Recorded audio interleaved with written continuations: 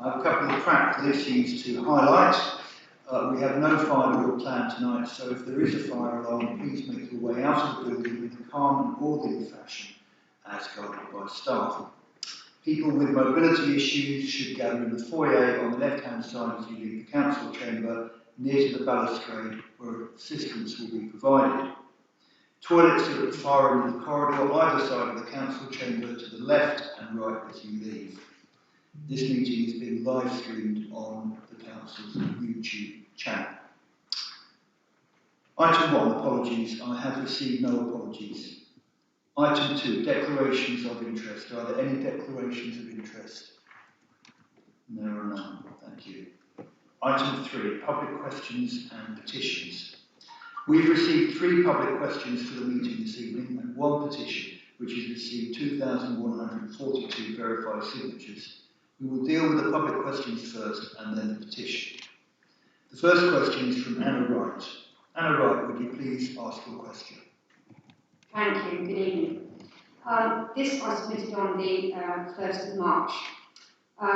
Regarding the proposed Norwich Market Park revamp, I wish to challenge the project's transparency and procedural validity. Engagement. Why were standard on-site laminated flyers bypassed, resulting in the survey recording only 56 opposing voices, while my petition now shows 2,142 residents against the plan. Heritage. Under the Planning Act 1990, has a formal heritage impact assessment been conducted on this 90-year-old hub? And 3, prematurity. Why were trial pits dug on the 21st of February for the covered seating area, suggesting the council had entered the formal design stage months before the autumn 2026 planning decision? My question is, given these discrepancies in public engagement and the physical works already underway, will the Cabinet commit to publishing a full independent impact assessment before further works begin, and explain why the project appears to be progressing before planning consent is granted? Thank you. Thank you. Councillor Harper, will you please give your response? Thank you very much, and thank you for your questions regarding the Norwich Market project. Firstly, the Council has not developed any proposals for changes to the motorcycle parking area or the wider public realm. There appears to be a misconception that the proposed covered seating area is located on a motorcycle park. I can confirm that it is not. The seating area is proposed within the market itself. Over the past 12 months, we have carried out 2 public consultations inviting comments on design ideas and potential operational changes for the market. Respondents were also able to comment on the surrounding public realm, including Gentleman's Walk and the motorcycle parking area. These consultations were exploratory and designed to gather further information. They were widely promoted through on-site QR codes, the Council's website, social media and local media coverage. Across both consultations, we received over 3,800 responses. A heritage impact assessment is not required at this stage. Should any proposals be developed, all statutory processes, including heritage assessments and planning notices, would follow as part of any future application. The trial pitch you refer to were not undertaken by Norwich City Council and are unrelated to the market project. They are part of Norfolk County Council's highway works in the area. Given that no scheme is being progressed for the motorcycle park, there is no basis for commissioning an independent impact assessment at this time. However, this administration remains committed to investing in and improving the market and supporting its position as the best medieval market in Europe. We will continue to develop our exciting plans for the market and look forward to being able to take these to the next stage of their progression. Thank you. Thank you, Councillor Harper. Anna Wright, do you have a supplementary question, please? The record shows a clear contradiction. On the 7th of February, the Council told the EDP it was exploring changes to the bike path. Yet after my petition launched on the 14th of February... Anna, would you turn your microphone on, please? No, I can hear you. I'm sorry. The record shows a clear contradiction. On the 7th of February, the Council told the EDP it was exploring changes to the bike park. Yet after my petition launched on the 14th of February and reached 1,200 signatures, the narrative seemed to change. On the 3rd of March, to no plans. It appears that the Council only gathered views once they realised how unpopular their major shake-up actually was. Therefore, to provide the community with the certainty we deserve, will a Cabinet member now move beyond media soundbites and provide a formal guarantee today that this facility is safe and will remain in its current location and will never be part of any changes as far as this Council can make those assurances? Thank you. Councillor Harper, would you care to respond, please? Thank you very much. Aside from the fact that we are undergoing a government reorganisation and that it's unlikely this council will exist beyond an 18-month period, I just reiterate the point that I just made that I can't be held responsible for what is in the media, and we have not been consulting on on a change to motorcycle parking arrangements. We've been consulting on the future of the market, and there were questions which covered a wide range of public realm issues. I can't really add anything to that other than to say that remains the case. This was not a consultation on the future of the motorcycle park. Thank you. It's never good to take the media at face value, is it? Thank you very much, and thank you for your question. Right. The second question is from Amber Smith. Amber Smith, would you please ask your question? Thank you very much. My question is regarding Pride in Place. So Pride in Place is described as a programme intended to place local communities at the heart of decisions on significant government investment. I live in Bothorpe, where some of this funding is targeted. I understand that the interview panel for appointing the independent neighbourhood board chairs will be chaired by the local MP alongside a cabinet member and a council officer.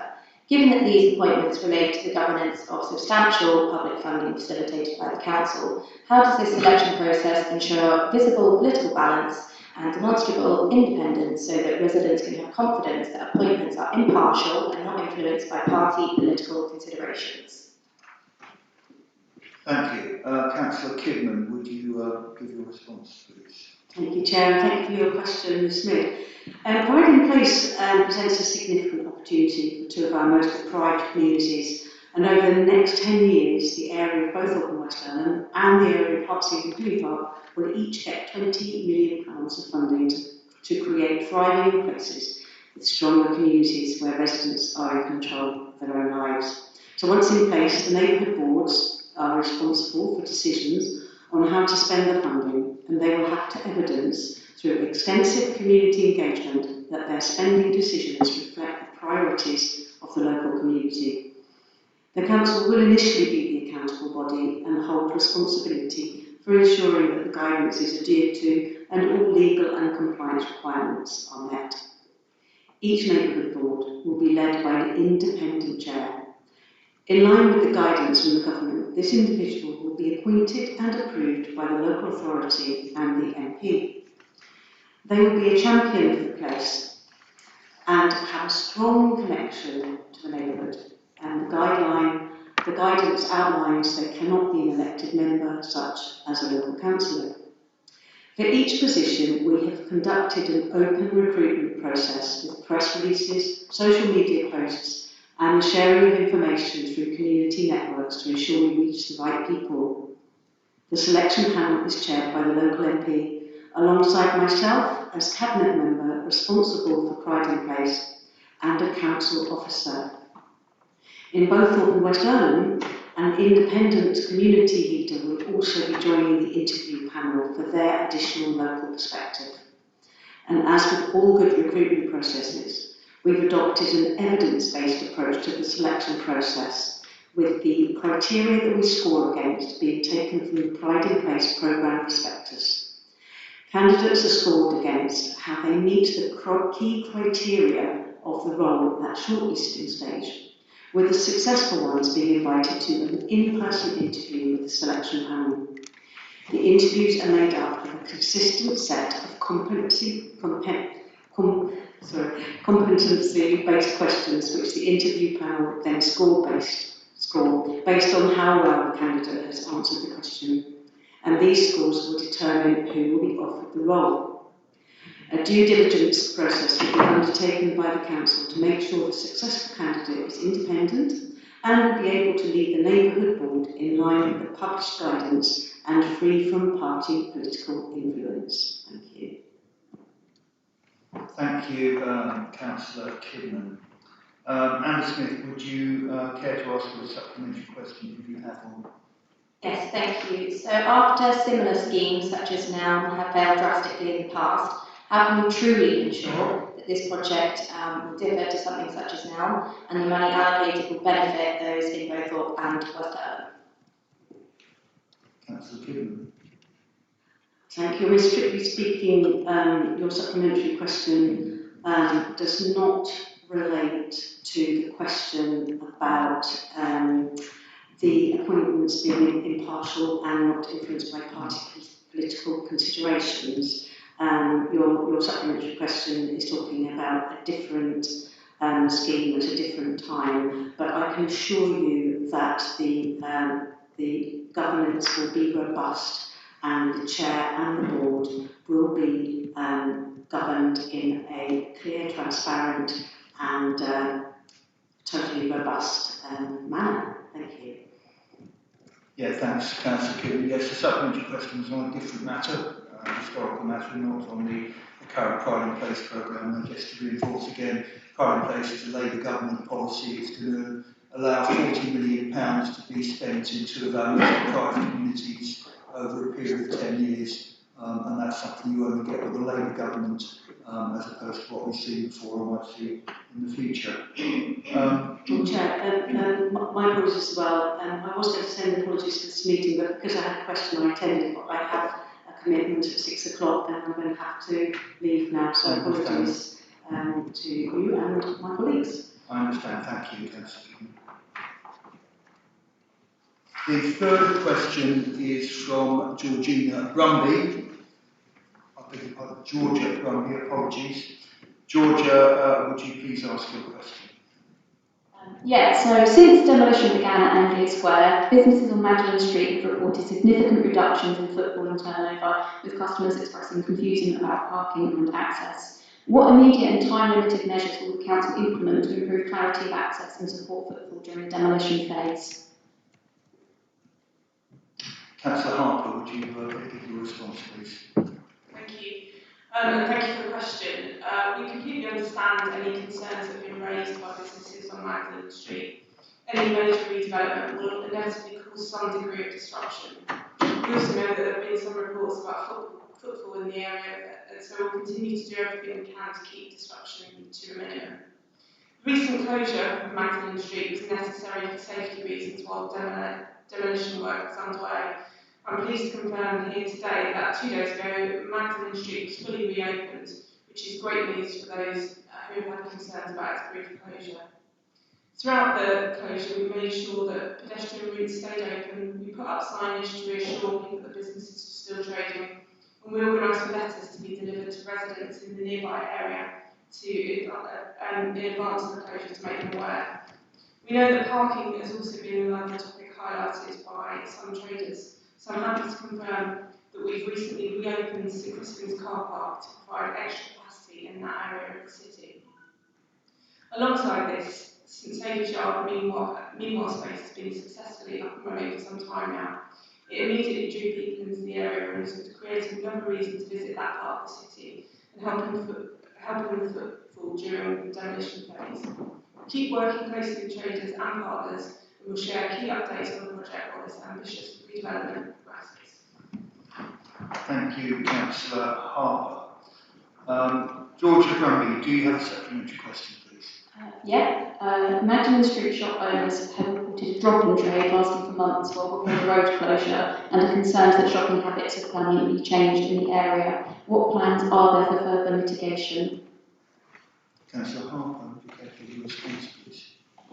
I mean, as I've said, there will be some disruption with a redevelopment project of this size, and whilst we regret that, sorry for that, and we've done everything we can to help mitigate that. I would reject suggestions that shopping habits are permanently changed. We are building 1,100 new homes in the area.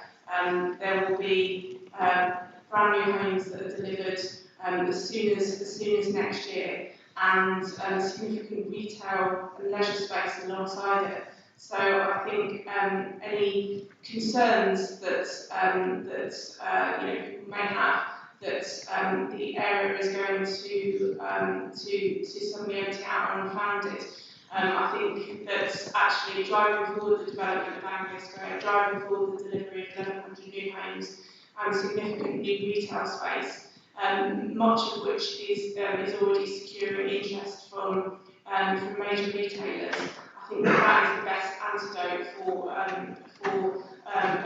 decline in trade in Magdalen Street, and it's certainly better than the alternative, which is decades of managed decline, which would have faced that part of the city had the City Council not in partnership with the government managed to secure the site so that finally the regeneration can get underway.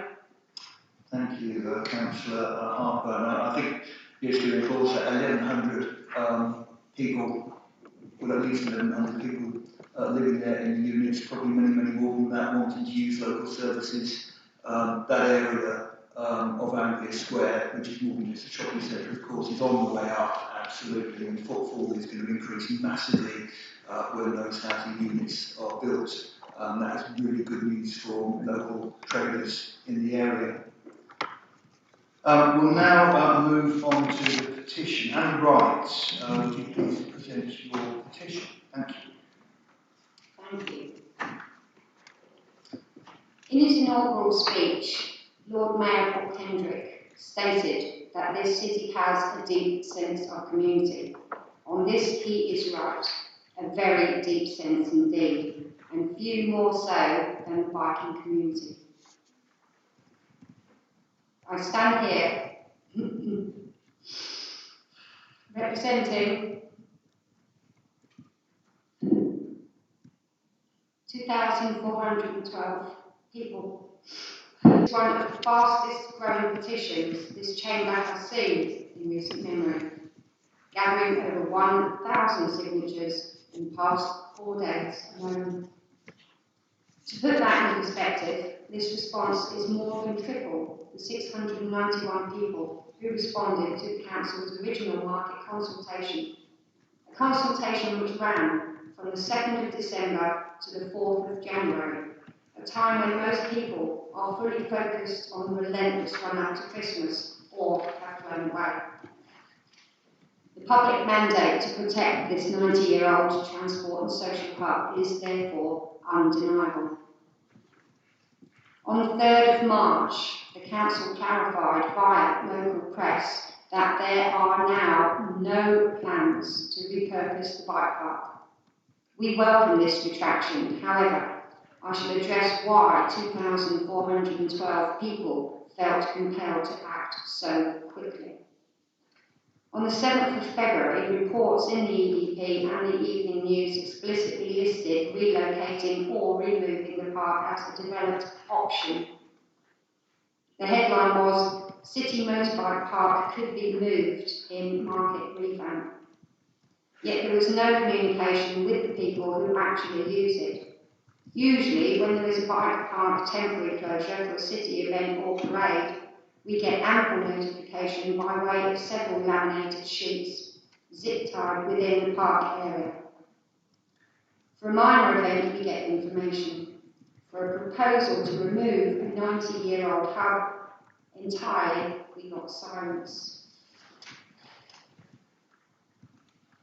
As for a council council that aims to be an open, transparent and responsive authority, explicitly committing to the high quality communication and community engagement, the omission of a simple laminated notice was a significant failure, especially with cabinet members who are themselves experts and founding directors of a strategic communication agency.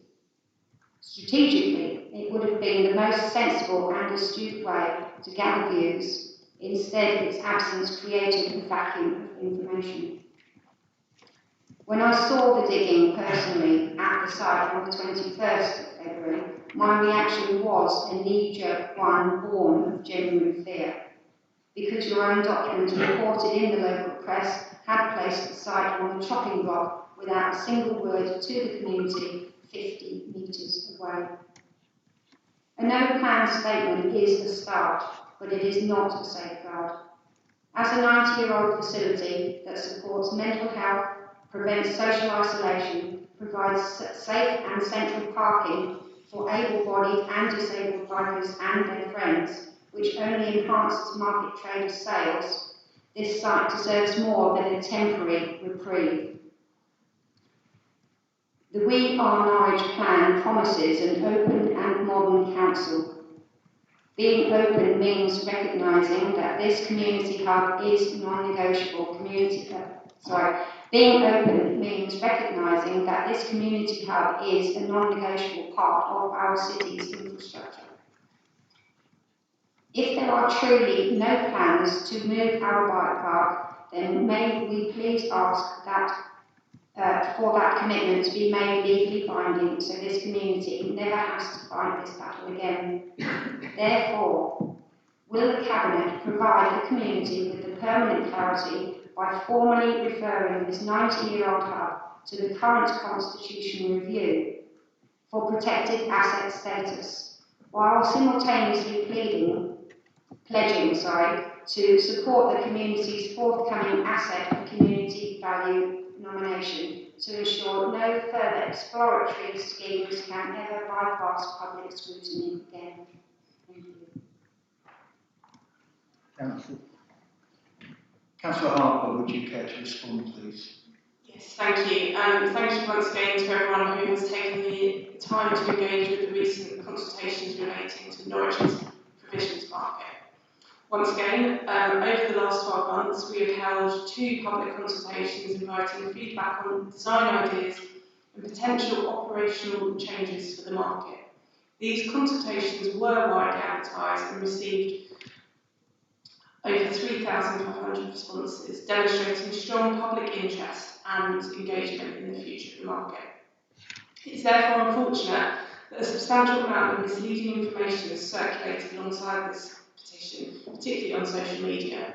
This has created unnecessary concern about matters that were not included in the Council's proposals. Officers have proactively sought to clarify these matters with the lead petitioner and have offered a meeting to explain the scope of the consultation and the proposals relating to the provisions market. Regrettably, that offer was declined. To be absolutely clear, the consultation did not include any proposal to close the motorcycle park, nor did it involve any proposals regarding its removal or relocation. The consultation included one question about the motorcycle park as part of a much wider exercise intended to gather views on how the provisions market and its adjoining public space is used. My focus and the focus of the Council remained on ensuring that Norwich City Centre and the provisions market continue to thrive and serve residents, businesses and visitors. Our goal is to strengthen the market's position as the best medieval market in Europe. Thank you, Councillor Harper. That was very clear. I'll now move on to questions to Cabinet members. Very nice to see, beg your pardon.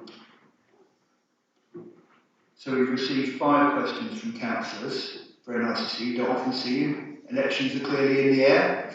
We'll start first of all with Councillor Champion. Would you please ask your supplementary question? Well, I'm certainly not here because elections are in the air. I'm here because the Swifts are on their way back and will be here within a month or two. And well, I've believe you might have got a very good track record of speaking up for biodiversity in the city. So the notion that we're only here for political expediency, I'm a little bit offensive. I'm relieved, and I'm pleased to get an answer. I'm relieved that this answer, but I'm horrified to think that if we and residents hadn't raised the matter urgently, the Sweetbriar-bound swifts arriving all the way from Africa very soon would have nowhere to nest this year. And across the city, hundreds of other pairs of these engaging birds would also be reduced trying to push their way through newly installed comb on council properties and damaging themselves or nesting elsewhere, or not nesting at all, which is a probable outcome. All because the council was putting it in this ineffective and unnecessary mesh. I'm relieved to see that these have now been ripped out, and I thank you. I'm also delighted to see that the next steps as outlined, although saddened that this due diligence was not in place beforehand. Retrospect is a very easy solution, isn't it? So considering the amount of times that we've raised the importance of buildings and biodiversity across our estates and our work, please keep me posted on the progress that we have. And will you comment on bringing this as an update to Cabinet and to SEEP as well, please? And I look forward to having a swift action on our swifts coming back to the city. Thank you very much. Councillor Jones, would you please give your response? Yeah, I was understanding it was the question I'd been asked originally, but okay. So as I said, we are committed to addressing this, and thank you for your question. I don't think it needed quite the level of the question that came across in that. Thank you very much to those who attended to observe the meeting, and thank you for coming. As I've said, following concerns that were raised about blocks with nesting sites around here, Sweetbriar Marshes, officers did act quickly to remove these structures where appropriate and install replacement swift boxes. And I share with you that there is any risk to biodiversity should be picked up earlier in our contracting process. We've already begun to strengthen these arrangements. In terms of your original question, we're currently auditing council homes to see what's being installed, to identify the locations where it might be inappropriate or unnecessary. And as someone who loves the swifts that nest at the back of my home, it's really important to me. So early indications have suggested that the use of material is limited, and the audit will ensure that we have a clear, accurate picture and take corrective action where required. And more broadly, we'll work with our new capital works programme going forward. We'll work with our contractors. We're keen to support stuff that has anything to do around social value, such as installing swift boxes during roof works, wider ecological enhancements such as bat boxes, insect habitats, water butts, and the options for green and brown roofs where suitable. In terms of next steps forward, I think these are the steps that I'm going to explore first as portfolio holder and look at how we work more effectively, work effectively with our new capital works contractors. So that is the commitment I'll be making. Thank you, Councillor Jones. Moving on to Councillor Stigley's question. Would you please, Councillor Stigley, ask your supplementary question? Thank you. Councillors and officers will know that I've been something regular at these Cabinet meetings. And, maybe the leader will have an opportunity to ask Cabinet questions himself in a few months' time. The response, thank you, by the way, for the response. The response explains that the management plan is intended to mitigate impacts while businesses continue trading on the Anglian Square site.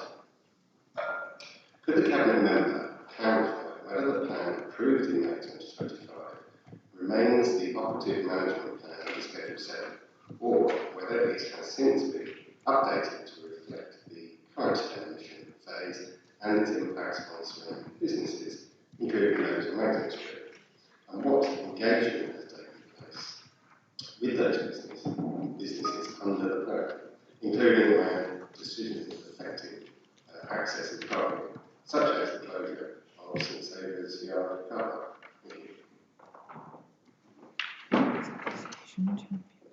Yes, Councillor Harkin. I don't believe that there's much that I can add to this question, because I believe that to this supplementary, because I believe I've already answered it. The management plan remains the management plan. It is in place. It was approved on the 2nd of May of last year, and it is a live document which continues to be flexed and updated as required. All I can say is that if the Green Group were more regular attenders at the Anglia Square Working Party meetings, then perhaps they would be aware of the latest developments and the engagement that's been happening with businesses. Just once again, we cannot mitigate all disruption from one of the largest regeneration schemes that the city has seen in a generation. I know that Greens don't like sticking to fixed paradigms. I think it probably upsets their leader, but we have this paradigm that we have to deal with called reality, which means that actually you have to demolish buildings safely, and that you have to remove asbestos safely, and then you need to make the buildings that replace them commercially viable and attractive for people to live in. So I think that's all I can say, really. Thank you. Can we just note that the last two meetings that were referenced? No, actually you can't. I'm afraid we're going to move on to the next question, which is Councillor Knight. So do you have a supplementary question, please, Councillor Knight? Yes, I do, and thank you, Councillor Hampton, for your answer. We've answered this question many times because advertising oversaturation is proven to be harmful to our health. We have been reassured that when the contract was up, we would be able to have the ability to make the improvements after this council voted to limit harmful categories of advertising in 2021. Can the Cabinet member please give me an update on that motion's implementation?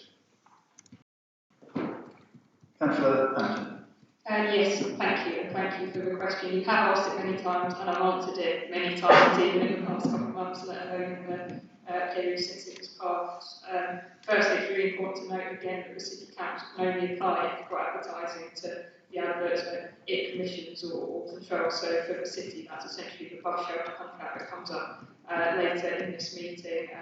And for example, adverts in Citizen, which we self-administer and control. So our advertising within our control is very limited. In light of the motion being passed, a quick review of potential advertising income opportunities to perhaps expand in that area, because it does generate income for the council. There's sort of praise to be had, although I do buy the points about having to manage it as well. That was undertaken, but especially in the backdrop we are in now, with LGR, the horizon, it was shown that would be a difficult, resource-heavy process, which is unlikely to bring much benefit before the LGR takes effect. And as I say, especially because our offering is so limited, so work on that has been paused and won't be taking place at the moment. And as I say, the one contract we do have, that's on the agenda for later, so I'm sure we can start to extend that. Thank you, Councillor Hampton. Return to Councillor Stookley. For your second question, would you please ask your supplementary, please? Thank you, yes. I'll start with a point of personal explanation, please, which was what I was trying to say. I'm sorry, you don't have the Cabinet meetings, doesn't exist. You can just ask your question. No, that's the monitoring list. Okay, go ahead. Thank you. So personal explanation, I was referring to a couple of meetings that have been postponed by officers relating to Anglia Square, so we haven't had any information recently. I have asked for more information from officers, but so far it's been, I look forward to receiving that. So you may say that, but the green attendance record in general is appalling, and we've actually seen a lack of green involvement in things like Anglia Square and LGR. You can now ask your question. Thank you. I've been to those meetings in the past month. So I'll continue. Thank you. And actually, thank you for the response to this question, which is quite positive. So I'm pleased with the answer you've given. But I've got a follow-up, if I may. The recognition that harassment and spiking are serious risks within the maritime economy, and that the policy currently safeguarding initiatives in its draft form. Given that licensing decisions often rely on the operating schedule submitted with an application, the Cabinet member, in this case, support strengthening the policy so that the applicants are expected to demonstrate the measures they would take to prevent and respond to harassment and spiking are present. For example, through staff safeguarding training, clear reporting procedures, and incident recording. So the good practice is built into applications from the outset. And where things go wrong, that there are clear paths to a review process.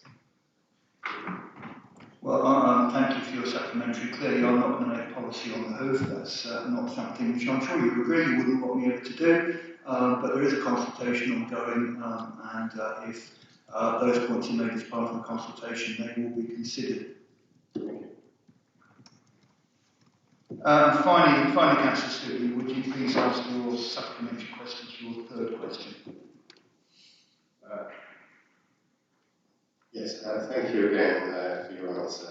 The earlier response to Council indicated that members of the public could obtain access code from traders or the site manager,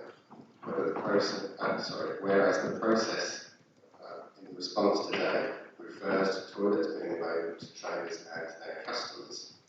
Could the Cabinet member clarify whether these facilities are intended to function as public conveniences in practice, and if so, how members of the public who are customers, who are not customers, are expected to obtain access? Thank you, Councillor Stutley. Councillor Harper, would you care to give your response, please? Again, I think I've answered this already. It should be noted that the toilet block in St Saviour's Yard has been shut to the public for over 15 years and wasn't available at all until the creation of the container development. I am aware that there were some issues with the signage originally. That has now been rectified, but this is a new facility that has been made available to people in this part of the city. It's not something that was available until St Saviour's Yard opened. Nonetheless, I do look forward to the Green Group changing themselves to it at some point, I'm sure, with in dismay at what we're taking from people in the city. But I think we have been very, very clear. I've been down and visited myself and asked for the toilet code and was given it without any problems. I think that this smacks of trying to create mischief and issues where there are none. Yeah, certainly. Thank you, Councillor Harper. We'll now move on to item 5, which is the minutes. So first of all, the minutes of the meetings held on the 14th of January 2026, which you may recall we had to defer as they weren't ready at that point, and the 11th of February 2026. They have been included in the agenda. Can we confirm that the minutes are an accurate record of the meeting held on the 11th of January 2026 and the 11th of February 2026, including the exempt minutes? Yeah, that's been proposed and seconded. Thank you very much. Proposed by Councillor Jones, seconded by Councillor Hampton. If any member wishes to discuss the exempt minutes, we'll need to go into closed session. Does any member wish to discuss the exempt minutes? No. Okay, thank you. We'll now move on in that case to the... we need to have all those in favour? Thank you. That's unanimous. Apologies. Item 6 is notice of intention to commence plan making. I will move the report. The purpose of the report is to recommend that Council approves commencement of the next version of the Norwich local plan to be known as the GNLP 2045 under the new plan making system. The need to produce the GNLP 2045 after having adopted the current GNLP as recently as March 2024 arises from significant changes to national planning policy supported by related factors. First of all, Norwich City Council, along with Broadland and South Norfolk, initially committed to reviewing the GNLP adopted in 2024 through its local development scheme early in 2025. This commitment was largely because Greater Norwich's local housing need has risen significantly since GNLP adoption in 2024. As a result, if we don't commit to producing a new local plan, there would be an extended period, likely until at least the early 2030s, before a new local plan would allocate sites. This would likely create a long period with no 5-year land supply, favouring speculative planning applications on unallocated sites. Commencing the GNLP 2045 now provides the ideal opportunity for the Greater Norwich authorities to consider further growth options to 2045, including the potential allocation of additional brownfield sites in Norwich and of a site or sites for new settlements. This will provide a strong legacy for the future. The GNLP 2045 will be part of the new planning system and will supersede Norwich's Development Management Policies Plan, which was adopted in 2014. A new plan will allow the replacement of outdated policies and the integration of these policies, those policies we need to retain and update. This means local environmental, economic, social and infrastructure needs can be integrated with the new national plan making and decision making policies. The regulations for the new plan making system, along with funding to support us in plan making and some of the guidance needed, are now available. The changes to the national planning system require local planning authorities producing a new plan to publish a notice to commence and a local plan timetable. This is scheduled for June 30th, 2026 for Greater Norwich. The report requests this should be done through delegated authority.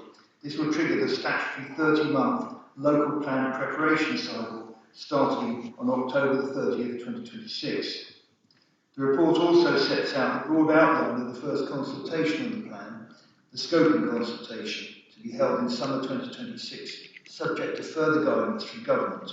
This consultation will invite feedback on what the plan should contain. This will include seeking comments on the vision and objectives and the outline structure of the plan, the evidence to be collected, and the scope of environmental assessments. It will also cover how we should engage on preparation of the plan, including an engagement strategy. Publishing the notice to commence and the timetable and holding the scoping consultation will provide community stakeholders and statutory bodies with clarity on engagement and consultation activities for the GNLP 2045. Do I have a seconder, please? Councillor Jones, thank you. Does any Cabinet member wish to speak? If not, I will move to questions from political group leaders that have been sent in advance. Councillor Galvin, would you please ask your question? Thank you very much, Chair. Given the well-documented viability pressures that often favour greenfield development over brownfield regeneration, can the Cabinet member or leader explain how the new plan-making process for the Greater Norwich Local Plan 2045 will ensure that previously developed land is genuinely prioritised, and that the protection of the Norwich Greenbelt and other environmentally sensitive land is not undermined by short-term pressures to meet these very much increased housing delivery targets? Thank you, Councillor Galvin. This is my response. Current planning policy in Greater Norwich seeks to maximise the opportunities for brownfield development in our area, and the great majority of the housing allocations in the GNLP in Norwich itself are on brownfield sites. This includes 2 strategic regeneration sites at East Norwich and the North City Centre, which are both currently being moved forward. Additionally, 62% of the total housing growth in the GNLP to 2038 is in the Norwich urban area, which includes urban extensions such as the North East Growth Triangle. The viability of brownfield development is an important issue facing Greater Norwich and the country. Changes to national policy, which are currently being consulted on in the draft NPPF, will strengthen the support for brownfield development. this will include an additional focus on urban and suburban densification and on growth near railway stations. Part of the role of the GNLP 2045 will be to examine how best to apply this locally. This could include additional brownfield allocations and looking into ways of locally increasing the viability of and support for the development of brownfield sites. We will now move to a vote. All those in favour? That's unanimous. Thank you very much. Item 7 is the Greater Norwich Local Plan Policy 2 Sustainable Communities Supplementary Planning Document. I'll move the report. The draft supplementary planning document has previously been presented to SDPAN, the Cabinet and full Council. The SPD supports the effective implementation of the Greater Norwich Local Plan Policy 2 Sustainable Communities. It provides guidance to applicants and planners on how to address the 10 key social, economic and environmental issues outlined in Policy 2. Major developments are required through Policy 2 to submit a sustainability statement to show on a site-by-site basis how the varied aspects of Policy 2 are addressed. The SPD outlines what the sustainability statements must cover to meet the policy, the information expected to be provided as part of planning applications, and points to useful sources of information and best practice examples where appropriate. In addition, the SPD provides guidance regarding the submission of health impact assessments, delivery plans and master planning. The draft SPD underwent a 6-week public consultation. The SPD was published on district web pages, emails to local plan-making databases and town parish councils via social media, press release and hard copy documents in council offices. A full report of the consultation is provided within Appendix 2, which sets out the responses received and how the SPD has been amended to take account of comments. Many of the consultees were broadly supportive of the SPD and felt that it is a useful tool in signposting to documents and guidance. The main focus of the comments was on Table 2, the key requirements of Policy 2, with several organisations and individuals suggesting further useful resources that should be added to the table. The SPD has been amended to take into account representations received.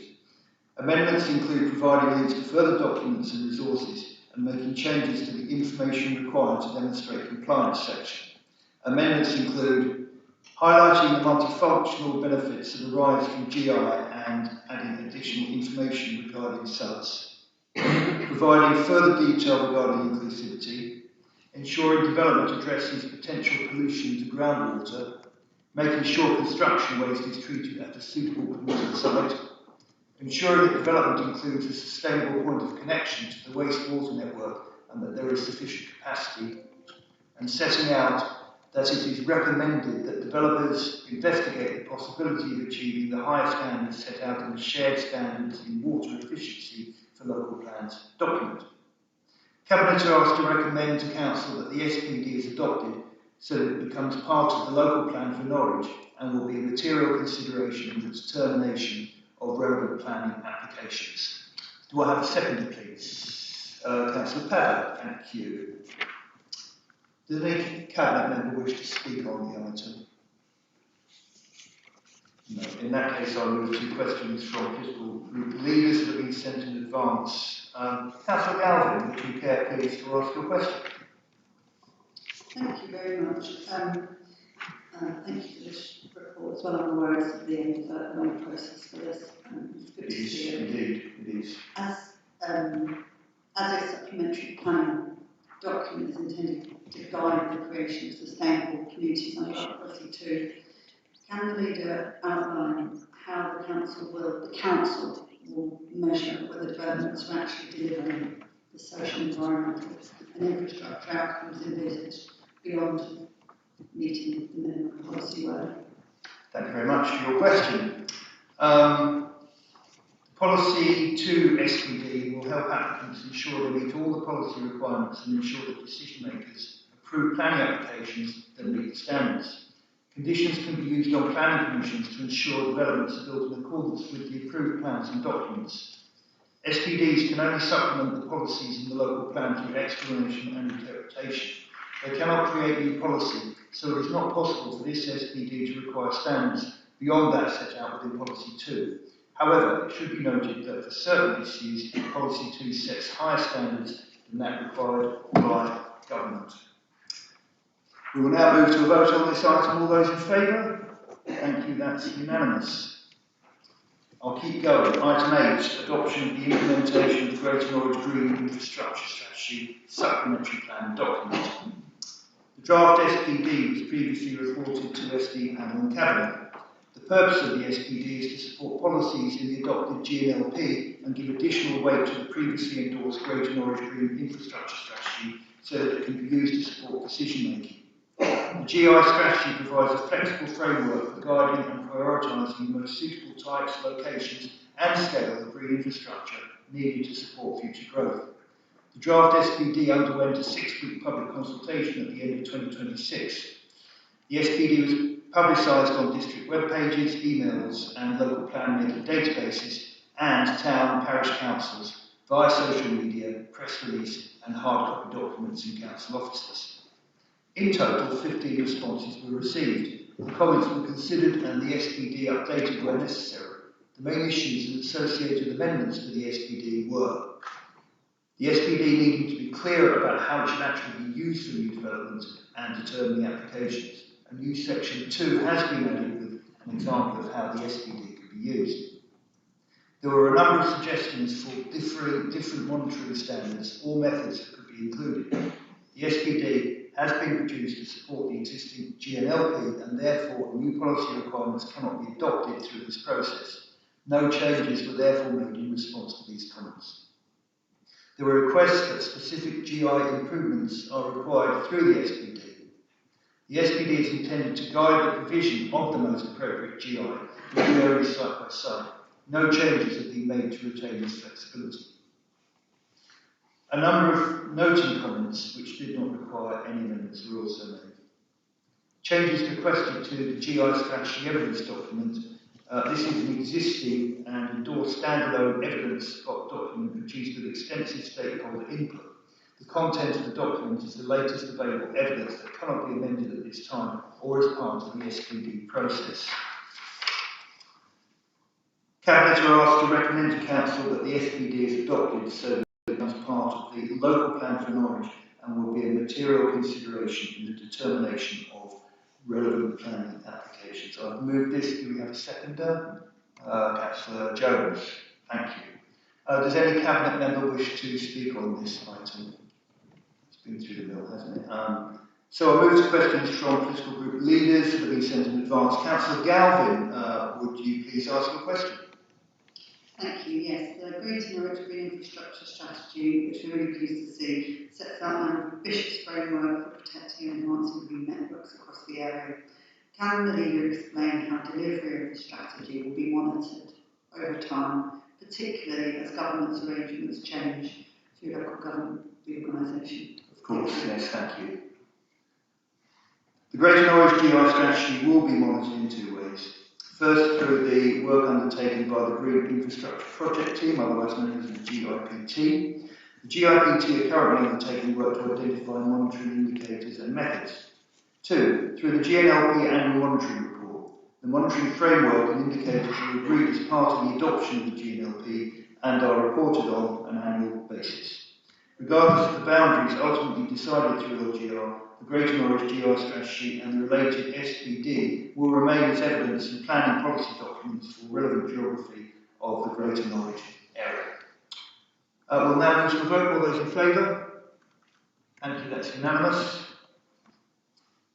And then item 9 is a draft statement of licensing policy under the Licensing Act 2003. I'm pleased to introduce this report, which seeks approval to progress the revised statement of licensing policy to statutory public consultation. As members will be aware, the Licensing Act 2003 requires the Council to review and adopt a refreshed licensing policy every 5 years. Our current policy expires in December 2026, and today's report represents the next important step in ensuring that Norwich continues to operate a robust, modern and legally sound licensing framework.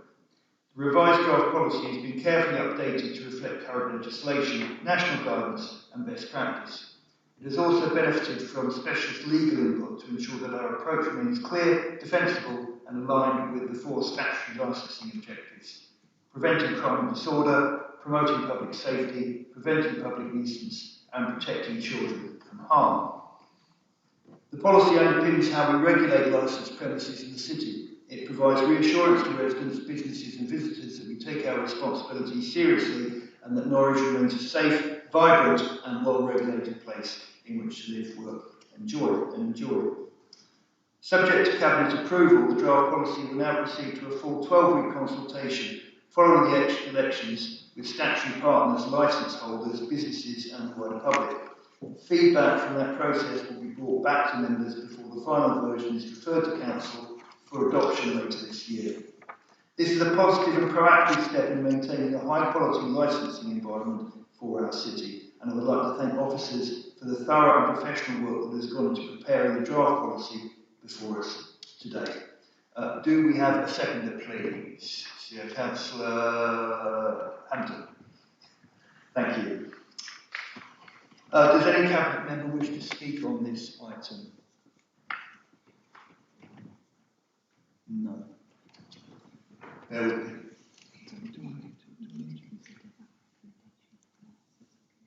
Yeah, so this is where this comes in. Yeah.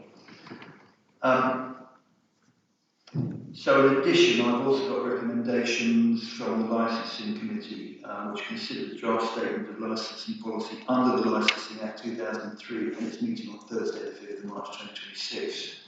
The committee welcomed the proposed changes to the draft statement of licensing policy under the Licensing Act 2003. The committee discussed concerns around increasing levels of violence against women and girls and recommended the following to Cabinet. Resolved to 1. Recommend a revised draft statement of licensing policy to Cabinet for public consultation. And 2. Recommend that Cabinet considers exploring additional steps to address the safety of women and girls through the consultation process. So those are additional recommendations from the Licensing Committee. We will vote on those when we vote for the overall proposals at the end of this discussion. Did any member of Cabinet wish to raise any issues on those recommendations?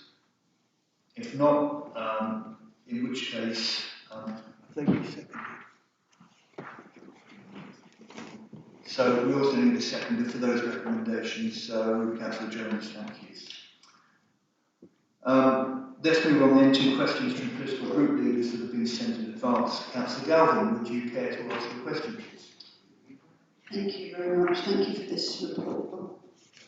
Thank you for this report as well, and I really welcome the additional recommendations regarding violence against women and girls. Nighttime venues play an important role in the city's economy, but they also carry foreseeable safeguarding risks. How does the draft licensing policy ensure that venues take proactive responsibility for customer safety rather than relying primarily on reactive police enforcement after incidents occur? Thank you.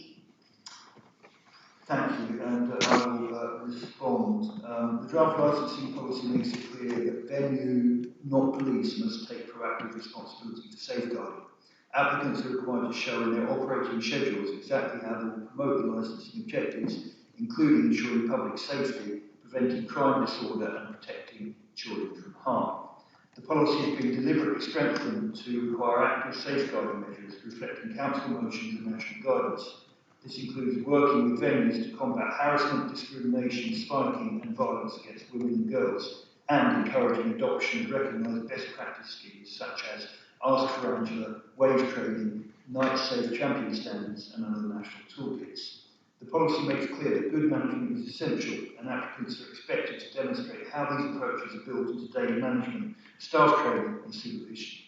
Enforcement remains available, but the emphasis is on early intervention, robust operating schedules and clear enforceable licence conditions so problems are prevented long before police action becomes necessary. We'll now move to a vote. Do we need to vote twice, or do we vote all the recommendations in one go? So all the recommendations in one go. All those in favour? Thank you, that's unanimous. Let's move on then to item 10, my voice will get a rest. Biodiversity duty compliance report, that is Councillor Hampton to move, please. Thank you. The Environment Act of 2021 introduced a new biodiversity duty for local authorities to consider what could be done to conserve and enhance biodiversity, to agree policies and specific objectives based on those considerations, and to act to deliver policies and achieve objectives. It also requires the Council to report publicly on progress at the end of the reporting period, and that first period ended 31st December 2025. So the biodiversity duty compliance report 23 to 25 that's in front of us today has been produced to meet that obligation. But generally speaking, it's also a really good recap of an opportunity to celebrate lots of good work that has gone on across different areas of the Council to protect and enhance biodiversity in the city. So I'll give an overview of some of this to give a flavour of what's in the report. Firstly, we published our biodiversity strategy in 2022, not long after the Environment Act was passed, meaning that these are well aligned. This strategy introduced a policy statement that we will, quote, create a city where biodiversity can sustainably recover and thrive, halt species decline and increase species diversity and abundance by 2030. And this is certainly an ambitious policy statement and a target date, but it's one we take seriously and we're delivering the action required to get there. A biodiversity development plan was published alongside the strategy and was reviewed this year to feed into the reporting process today. This showed that 90% of the plan's actions are either underway or complete, and a breakdown of those is in Appendix 2 of the report. A biodiversity baseline study was commissioned to support the strategy and present information that can be used to inform biodiversity net gain, which came in 2024. This is a comprehensive study which informs the nature recovery plan across the city, identifies threats and opportunities for biodiversity enhancement, and provides an evidence base for ongoing monitoring. Because we're a planning authority, as part of our reporting duty, we need to report how we've met our biodiversity net gain or BNG obligations and how we will continue to do so. This is presented in Appendix 4. To date, the Council has received 2 planning applications which require BNG to be considered, where greater numbers are expected in the next reporting period.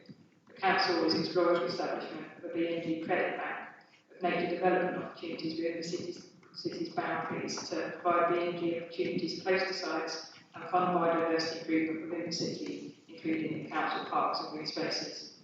A BNG guidance note in 2024 was produced and adopted to aid the implementation of BNG, offering local guidance as well as helpful tools to aid decision making.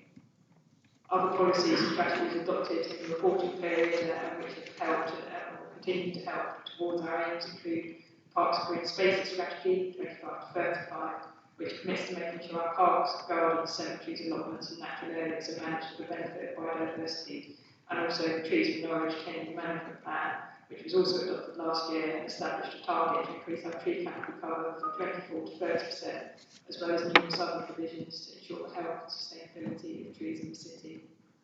In 2025, the Local Nature Recovery Strategy was adopted, which is also a requirement under the Environment Act and sets out Norfolk's county level structured nature recovery plan. This was led by Norfolk County Council, where the city played an active role throughout the process. Also last year, as we've heard, the Greater Norwich Green Infrastructure Strategy was jointly adopted by Norwich City Council, Border and South Norfolk District Councils and Norfolk County Council to set out a shared approach to strengthening green networks through to 2030, and of course we've just moved another step closer to adopting SPD to give more weight to this in decision making. Moving more beyond the strategy and into practical actions and implementation that those have driven during the reporting period, we've delivered a significant programme of ecological enhancements across 53 nature sites, with thousands of hours of time being contributed through the Norwich Fringe project. I think it's over 40,000 volunteer hours, which is fantastic. Appendix 4 breaks down each of those nature sites and the actions Fringe project have taken there to protect and enhance nature. In total, over the past 3 years in Norwich, 7,175 trees have been planted in natural spaces and 771 trees planted in urban areas, as well as 412 metres squared of wildflower meadow being planted. A great example of that in this respect is the latest nature recovery project at Hotseas Recreation Ground, where ACSL Council, alongside others from the Fringe Project, Norfolk and Waving Mind, Norfolk Wildlife Trust and the community are co-creating foraging and pollinator habitats alongside recreation space, establishing 6,000 metres squared of wildflower meadows, 370 metres of mixed native hedgerow, and in close proximity to the recently established mini Rocky Forest. And then there's the Outdoor Projects Network led by the Council, which coordinates practical nature recovery and community building activities. The report highlights several examples of community action to support biodiversity, part of or supported by the network, including the brilliant work done by groups such as Marcos Hearts Project, Wild Lakeland, the Yare Valley Meadowmakers. And it also highlights Common Lots, Massholes, to the Marsh Community Theatre Project, which presented 10 performances about the importance of nature in Norwich and was partly done by the Council.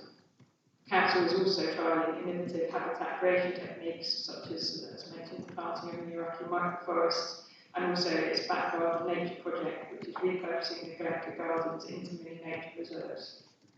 Last year, the Council led a partnership bid which was successfully awarded £775,000 from the National Lottery Heritage Nature Towns and City Fund to fund a project called Nature City Norwich, working alongside Norfolk Wildlife Trust, South Norfolk Northern District Councils and County. And this is a 3-year project aiming to bring residents closer to nature for a community-led nature recovery action plan, with nature development being prioritised for communities most in need and where there are green spaces for green space access and habitat gaps. Looking ahead, the development work of Nature City Norwich and enable more action generally, developing new funding mechanisms which can contribute to the development of our urban nature recovery network is going to need to be a priority by leveraging BNG, as mentioned, and exploring other new sources of income, such as from carbon sequestration, Nature England's Green Token Scheme, and environment, social and governance funding from corporations. Also coming up in the 26-27 financial year, the River Wensum Strategy Partnership, which is led by the Council, Port Authority, County and the Environment Agency, will undertake a review of the River Wensum Strategy Action Plan, which is a living document outlining the actions required to enhance the river corridor and improve public access and environmental quality. So these are some highlights contained in the report relating to action over that reporting period that have been taken or will be going forward to protect and enhance biodiversity in the city. It's much more detailed paper, more action still, underpinning what I said as well, but I'll leave it there for now. Thank you. Thank you very much, Councillor Hampton. Do I have a seconder, please? Councillor Harper, thank you. Does any Cabinet member wish to speak on this item? No, in which case I'll move to questions from political group leaders that have been sent in advance. Councillor Galvin, would you please ask your question? Thank you. We really welcome considerable work already underway through Nature City Norwich. It's really good to see, including the over £750,000 partnership project, focus on nature equity that we've heard about, the ambitious tree canopy target, and the innovative approaches to measuring biodiversity. This council is developing real expertise in nature recovery. However, given the scale of ecological decline nationally and the increasing expectation of local authorities to integrate nature recovery across all functions, as reflected in recent national policy shifts, strengthening powers for councils to improve accessibility, environmental quality and local nature networks. Could the Cabinet member briefly set out how they will now move to operationally embed a genuinely cross-cutting approach to nature recovery across every department and ensure that all, from housing to street cleaning, contribute systematically to nature recovery so that this work becomes a core and active organisational principle? Thank you. Thank you, Councillor Galvin. Councillor Hampton, would you care to respond? Yes, thank you for the question. The Biodiversity Duty Compliance Report evidences the extensive work undertaken by different teams and departments across Council Biodiversity Working Group with officer representatives from relevant teams in every directorate of Council, including representation from NCSL, was established as part of our Biodiversity Strategy 22-32. This new approach to biodiversity governance has been fruitful, as evidenced by the successful initiatives set out in the report that I've just highlighted. Those include the Back Garden Nature Pilot Project, a collaboration with the Council's housing team to identify a win-win solution to overgrown gardens, with the Council undertaking management of these sites as mini nature reserves with tenant consent. Other examples include working with NCSL to create significant new high-value habitat at Parsees Recreation Ground. Through the Nature City Norwich project, we aim to introduce nature-friendly land management practices across a significant portion of the 600 hectares of communal housing land owned by the Council. The Council has developed a successful cross-cutting governance approach to embed biodiversity across its operations, which it reports regularly to SEEK, the Climate and Environmental Emergency Executive Panel, and is evidenced in the Biodiversity Duty report. And we look forward to seeing the outputs of the Nature City Norwich project as we develop this 3-year citywide nature recovery project with our partners, as I've said, Wildlife Trust, Suffolk, Broadland and county councils. Our ambition for nature recovery is clear, and so is our record of delivering it. Thank you, Councillor Hampton. We now move to a vote. All those in favour? That's unanimous. Thank you. Item 11, write-off of irrecoverable debt over £50,000. Could I ask Councillor Harper, please, to move the report? Thank you, Chair. This report seeks approval to write off 4 debts over £50,000 where every reasonable avenue for recovery has now been exhausted in line with our financial regulations. In 2 of these cases, the companies involved have formally dissolved and have been struck off the register at Companies House, meaning they no longer exist as legal entities, and the Council, as an unsecured creditor, is highly unlikely to recover any of the debt. In the other 2 cases, the companies are subject to court-approved restructuring plans designed to support long-term recovery. While those businesses continue trading, older debts owed to unsecured creditors such as the Council are unlikely to be repaid. It's important to stress that this is standard financial practice. These write-offs are covered through the Council's bad debt provision, which is shared across precepting authorities, and if any dividend is received in the future, the debt can be reinstated accordingly. However frustrating we might find this process, it is the process we have to work with it. For those reasons, I'm asking the Cabinet to approve the write-offs set out in the report. Thank you, Councillor Harper. Do I have a seconder, please? Councillor Jones, thank you. Does any Cabinet member wish to speak on the item? No. So I'll move to questions from political group leaders. Councillor Galvin, would you please ask your question? Thank you very much for the report. It proposes writing off significant business rate debt owed by large national retailers, River Island and Poundland, where recovery action was halted following High Court approved restructuring plans. Can the Cabinet member explain a bit more about how the Council seeks to safeguard public funds in situations where major companies restructure and local authorities are prevented from pursuing recovery? Were we aware and cited on how such large debts were able to be built up without action being taken to reclaim them before the debtors went bust? Thank you. Thank you, Councillor Galvin. Councillor Harper, would you please give your response? The Council's net collectible debit at the end of February 2026 for business rates is £75.24 million. These 2 write-offs totalling £20,587.04 represent 0.43 of the net collectible debit.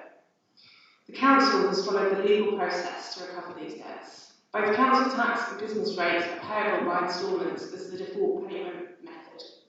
As can be noted, the debts did not build up over a long period of time, with both companies paying their charge until their financial position rendered them unable to continue to do so. The Council acted swiftly in sending the relevant reminder notices and summonses to both companies. Council may be aware that a company may be facing financial difficulties, but if it continues to pay according to the payment plan, Council cannot take any action until it falls into arrears. The restructuring plans for both businesses were sanctioned by the High Court in August 2025, rendering the debts non-recoverable. However, should a dividend be forthcoming relating to the company, which is unlikely and can take a long period of time to conclude, the Council can write on the debt to offset any dividend received. Council has a bad debt provision for such eventualities, and the loss of income is shared by the Council, Norfolk County Council and Central Government. Thank you, Councillor Harper. We'll now move to the vote. All those in favour? That's unanimous, thank you. Item 12 is procurement and contract award for bus shelter maintenance and advertising. So could I please ask Councillor Hampton to move the report? Yes, thank you. This report seeks to delegate authority to be able to award and enter into a contract for bus shelter maintenance, advertising and installations following completion of an approved procurement process. To date, we've maintained a bus shelter contract with the same supplier for around 30 years. There are 150 shelters currently under contract, 127 of which are owned by Barra Media, who are the incumbent supplier, and 71 of these have advertising panels that generate income, and there are 23 that are owned by this council, 12 of which have advertising panels generating income. Shelters generate significant revenue for the council, approximately 135,000 net income after contract costs.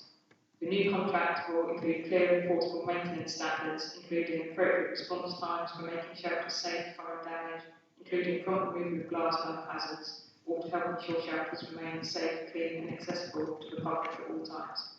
With regards to advertising, the paper details what types of adverts are forbidden by legislation and how a successful supplier will need to abide by this, as well as further controls in place need to be complied with, including advertising standards, authority, ASA rulings, and associated advertising codes, which are written by the Committees of Advertising Factors. The contract will also have a clause to acknowledge some advertising material may not be suitable for specific shelters, so it can be requested for removal. A new contract is required for at least 3 years, running for this July to July 2029, with 2 optional 1-year extensions, taking the contract to its full term in July 2031. So the recommendation on this paper is to delegate authority to the Executive Director in consultation with the portfolio holder to award the contract to the selected supplier and enter into contract for services following procurement via framework. Thank you. Thank you very much, Councillor Hampton. Do I have a seconder, please? Councillor Jones.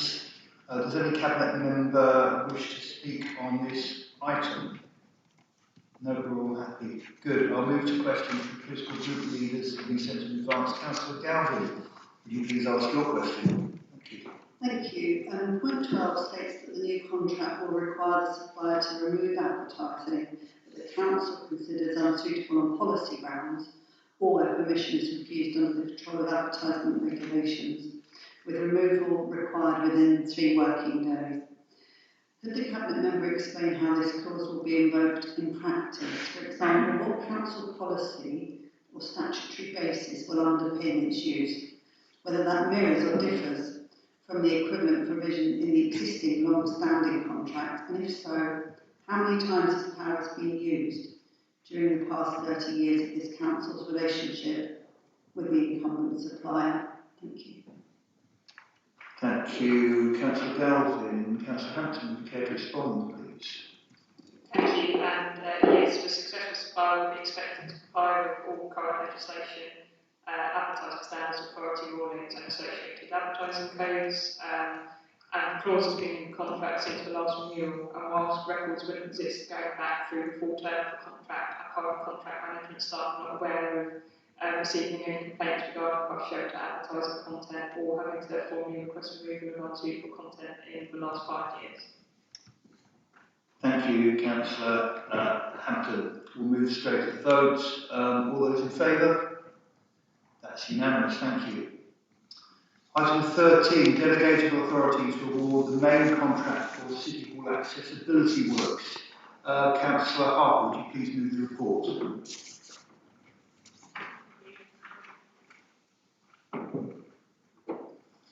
Thank you very much. I'm pleased to be able to introduce this report, which advances our commitment to making City Hall accessible and inclusive for all.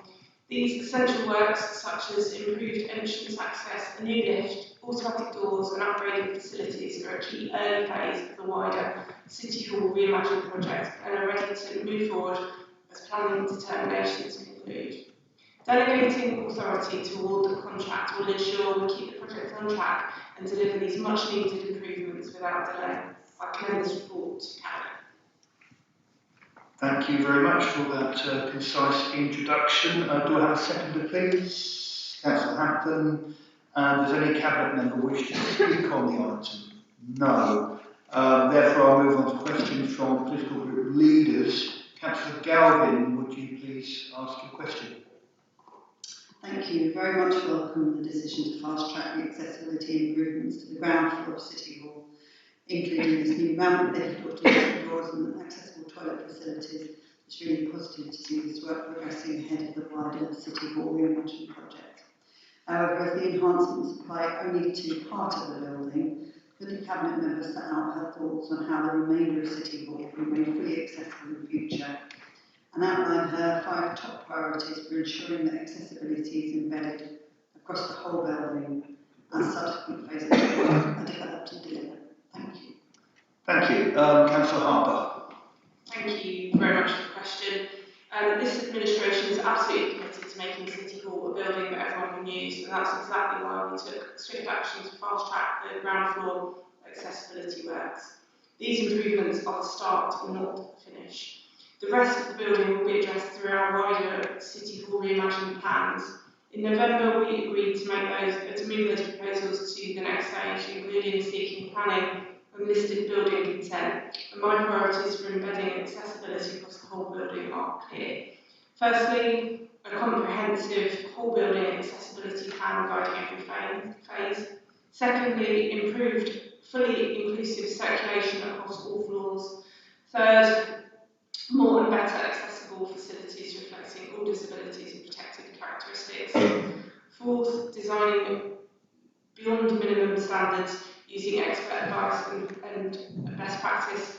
And finally, but by no means least, putting lived experience first through ongoing engagement with disabled residents and building users.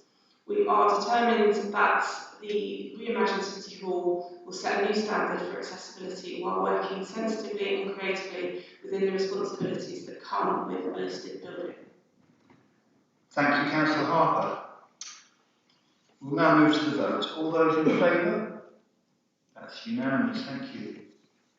Item 14 is procurement and contract award for Phase 1 repairs to St Andrew's multi-storey car park. Could I please ask Councillor Hampton to move the report? Yes, thank you. This is a report looking to commence a procurement exercise with the first phase of repairs required at St Andrew's multi-storey car park and delegate authority over contract to be awarded in due course.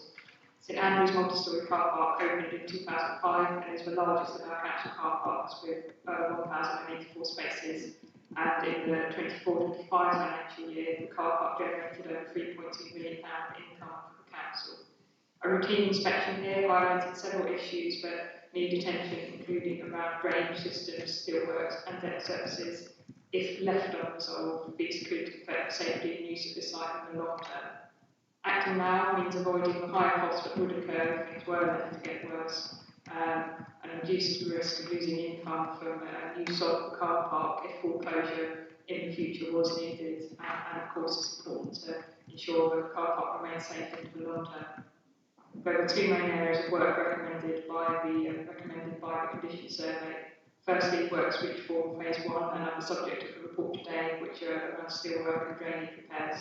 The second area of work to be carried out at a later date, 5 to 10 years approximately, is around deck resurfacing and subsurface repairs. The car park will remain operational during works. It will use a floor closure approach combined with traffic management measures to ensure that. So the car park can still be used and there should be little to no impact on income. These works are estimated to cost around £743,000 and a breakdown of this is presented within the report. Funding was allocated accordingly during the budget setting process for 26-27. So the recommendation is that we approve commencement of a procurement exercise for Phase 1 repairs and delegate authority to the Executive Director in consultation with the portfolio holder to award the contract of a successful supply. Thank you, Councillor Hampton. Do I have a second, please? Councillor Padder. Thank you. Did any Cabinet member wish to speak on this item? No, in which case we'll Move to questions from political group leaders sent in advance. Councillor Galvin, would you please ask your question? Thank you.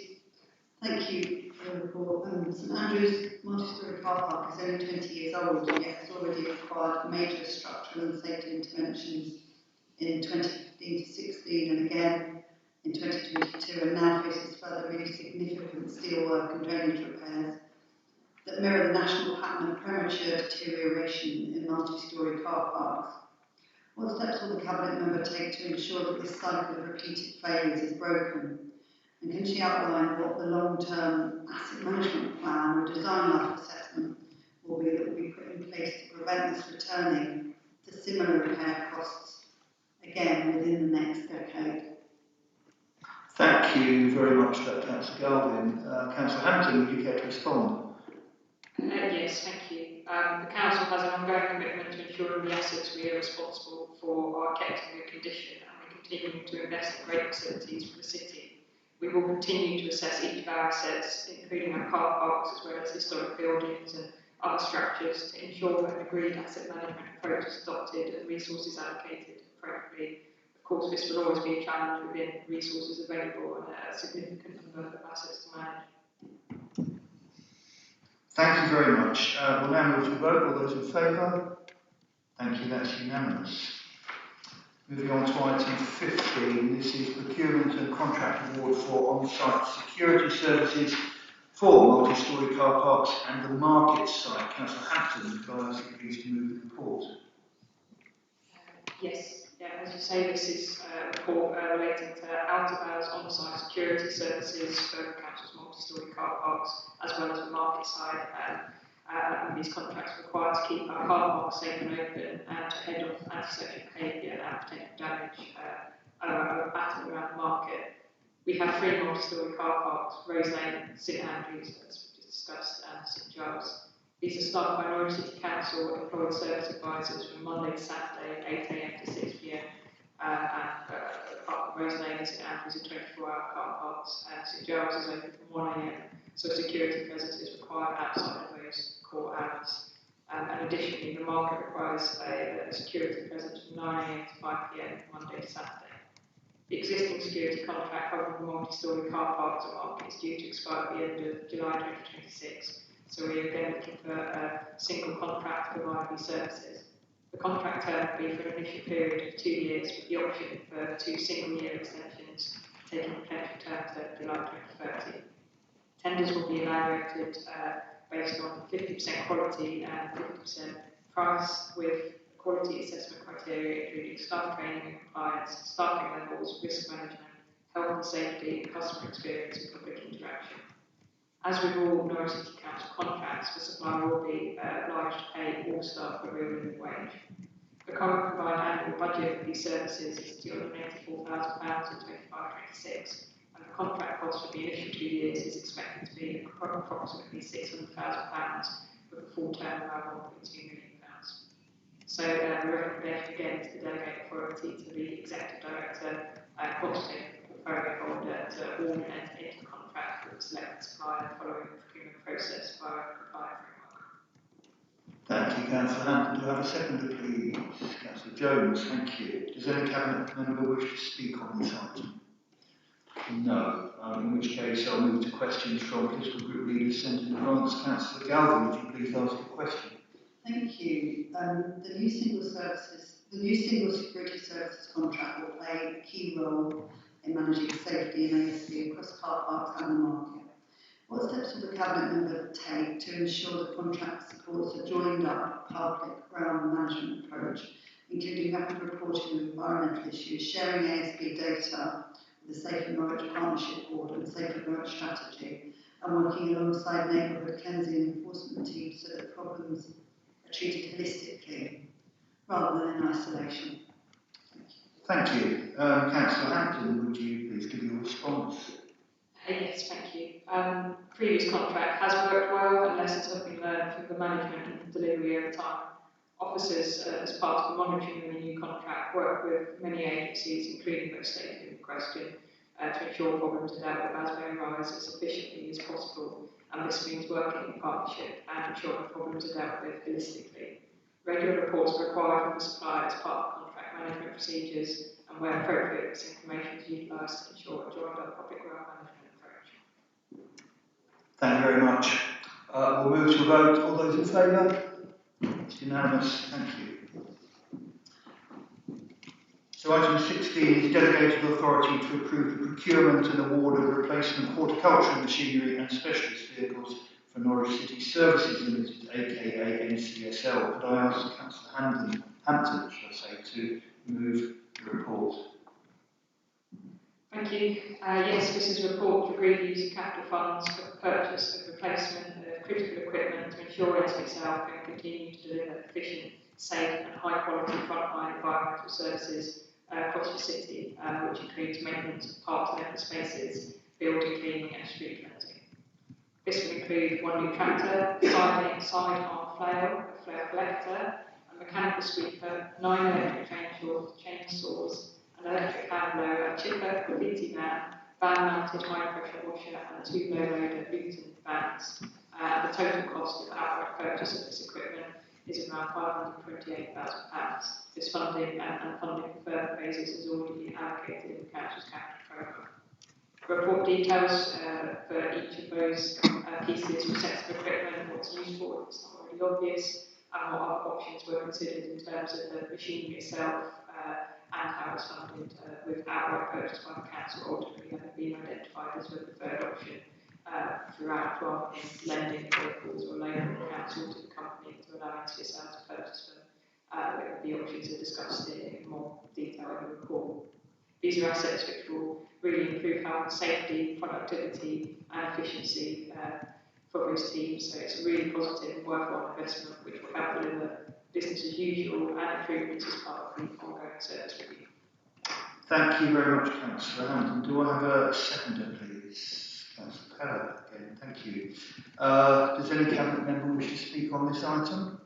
No. In which case, I'll move to questions from political group leaders. Councillor Galvin, would you please ask a question? Thank you. It's good to see this investment in the cleaner, greener Norwich and in the equipment. That they all strengthen the delivery of grounds maintenance, cleansing and graffiti removal across the city.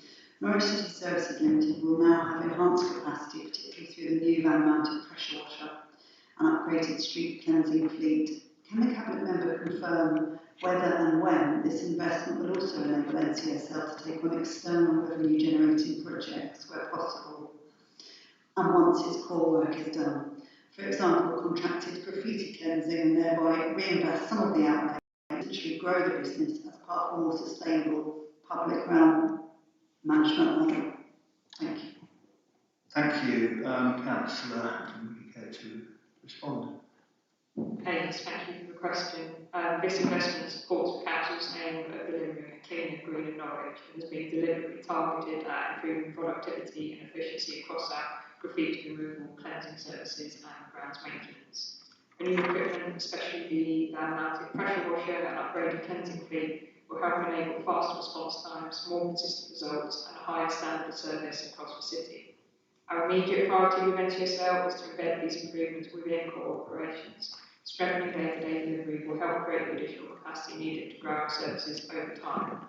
Once those gains are fully realised, both the Council and NCSL will be in a strong position to consider selective commercial opportunities, such as contracted graffiti removal work, where this supports our wider strategy.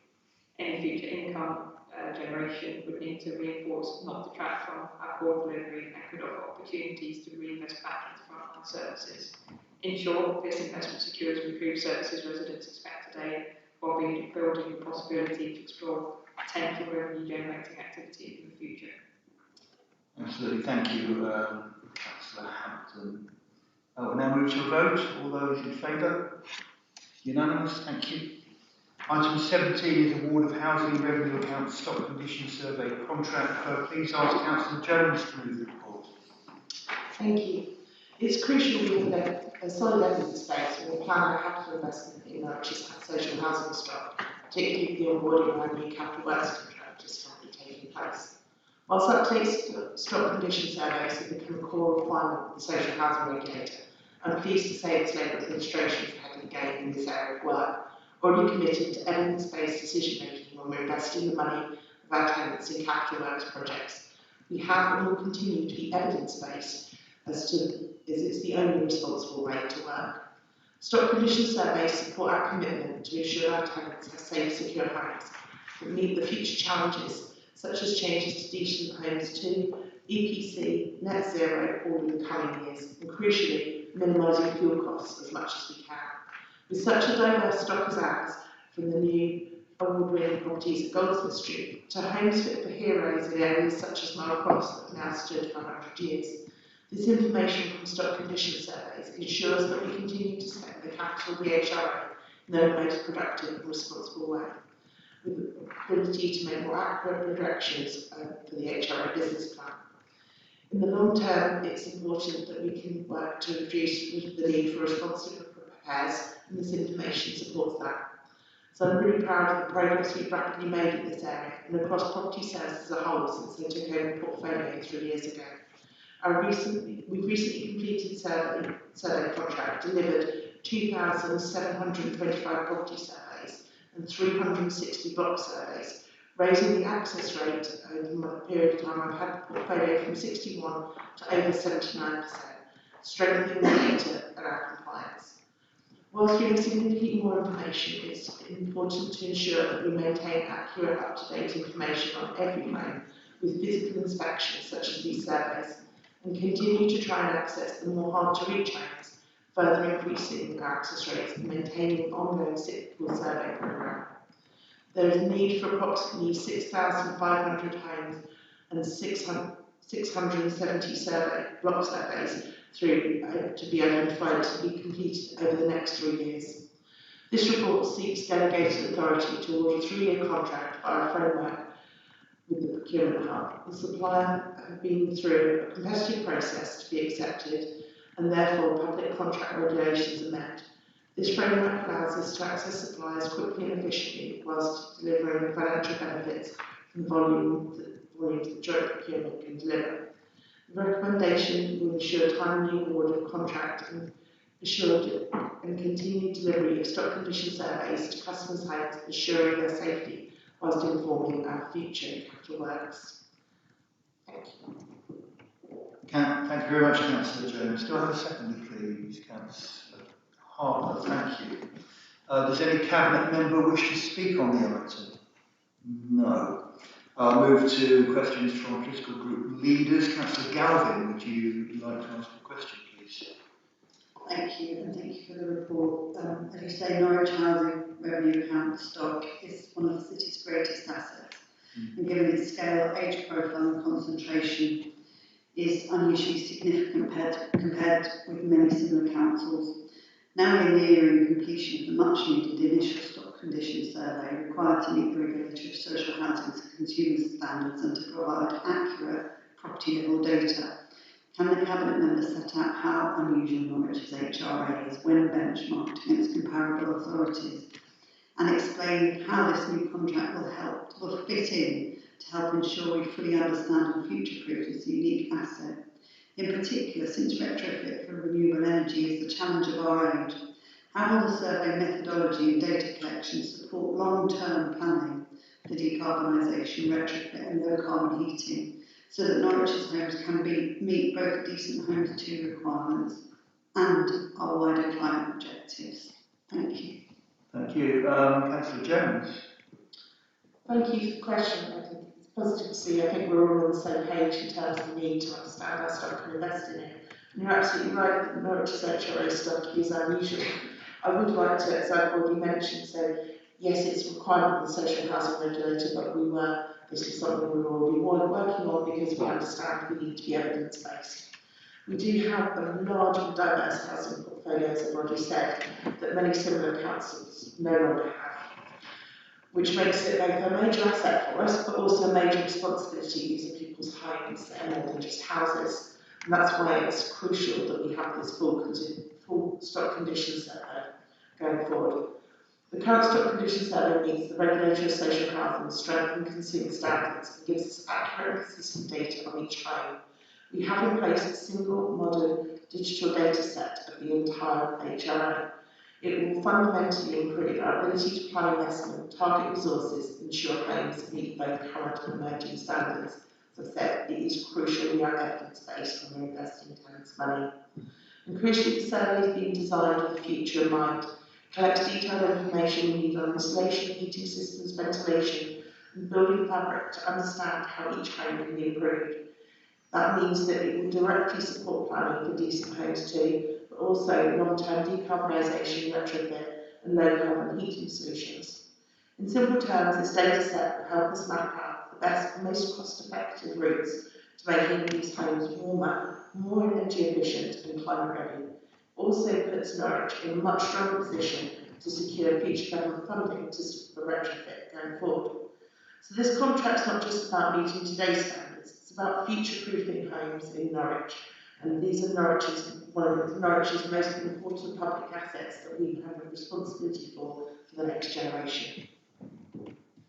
Absolutely. Thank you very much, Councillor Jones. We'll now move to a vote. All those in favour? That's unanimous. Thank you. Item 18 is managing assets non-housing, so that's Councillor Harper to move the report, please. Thank you, and I will endeavour to be brief. I'm pleased to present this update on the Council's continued progress in delivering our strategic asset management framework. Over the past several years, we've made significant strides in modernising the way we manage our non-housing assets, strengthening governance, improving data and insight, increasing returns, and successfully delivering a disposal programme that has exceeded expectations. These achievements demonstrate our commitment to proactive, responsible stewardship of public assets and to ensuring that our portfolio continues to support the financial resilience needed to protect frontline services. As we move into the next phase of this programme, it is important that we maintain this momentum while also proceeding with care. The remaining assets within the tail of the portfolio are increasingly complex, and we must continue to balance commercial focus with thoughtful consideration for tenants, for communities, and long-term value. The proposals outlined in this report provide a structured and measured approach to progressing a further round of disposals, helping us reduce liabilities, improve overall portfolio performance, and ensure capital is deployed where it delivers the greatest benefit for the city. I commend this report to Cabinet and would welcome your support in continuing this vital work. And in so doing, I'd like to thank officers for all of their hard work in bringing this report forward and in all that they do to manage our assets effectively. Thank you, Councillor Harper. Do I have a seconder, please? Councillor Jones. Does any Cabinet member wish to speak on the above-the-line report? No, in which case I'll move to questions from political group leaders. Councillor Galvin, please. Thank you. The Council has now disposed of £53.6 million worth of assets against a target of £31.2 million and £4.7 million this year against a target of £3.9 million, with a further £2.3 million under offer. As the programme now moves into the more complex part of the tail of the less financially viable, profitable stock we own, how are we ensuring that social value, as well as economic return, is fully factored into disposal decisions? What adjustments have been made in light of this, and how is the Cabinet member keeping sight of the community impacts as these decisions become more sensitive? Thank you. Councillor Harper. Well, first of all, thank you for acknowledging our outstanding success in delivering the Council's asset disposal programme. Exceeding these targets is a significant achievement and reflects the disciplined strategic approach we've taken in managing the city's assets responsibly. As set out in the Cabinet report, we're now entering the more complex phase of the programme, and we're navigating it with care and political purpose. Our approach strikes the right balance between delivering the asset strategy and protecting the social value that so many of our tenants contribute to communities across Norwich. The papers before you show today exactly how seriously we take that responsibility. We also have a strong record of using our assets to drive community benefit. The Norwich Unity Hub at Carrow House is a prime example of how a Labour-led council can repurpose its estate to create meaningful social value rather than simply opting for the quickest commercial return.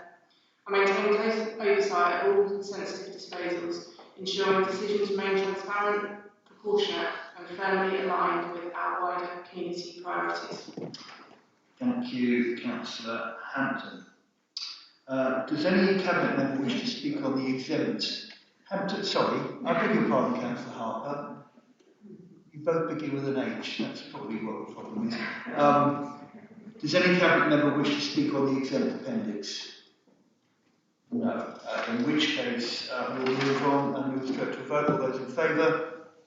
Thank you, that's unanimous. We now move to item 19, which is exclusion of the public. I will move that we exclude the present public from the meeting during the consideration of items on the grounds that it involves likely disclosure of exempt information as specified in Part 1, Schedule 12A of the Local Government Act 1972, or it being confidential for the purposes of Section 100A2 of that Act. We'll have a seconder, please. Councillor Jones, thank you. We'll now move to the vote. All those in favour?